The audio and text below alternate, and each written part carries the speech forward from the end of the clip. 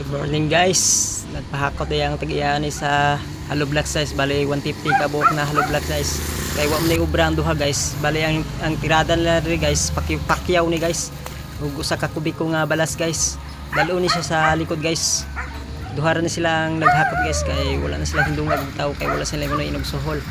Pero naara to ang panday guys nga si Buyet Lusano guys. Bali ang tangkal lang gipaobra guys, city ni guys.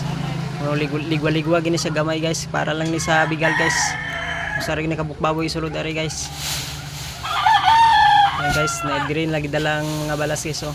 Sa likod guys, video layo-layo gid guys. So napoy sa mga manok dire, mga alagan yang mga manok guys oh. Daghan kay dire sa purong guys kay wala na ginapamuyan guys kay ginapamalian sa mga silingan guys basta mo mangayaw guys, di nakauli guys, patay na guys. Nanabo day dira ang tag-iya sa manok guys. Nanara yung baboy guys oh, tulo ka buok guys, mga 50 kilos guro na yung taga-isa guys. Pero tinadagkuha guys, pero tulo pa na kabulan guys.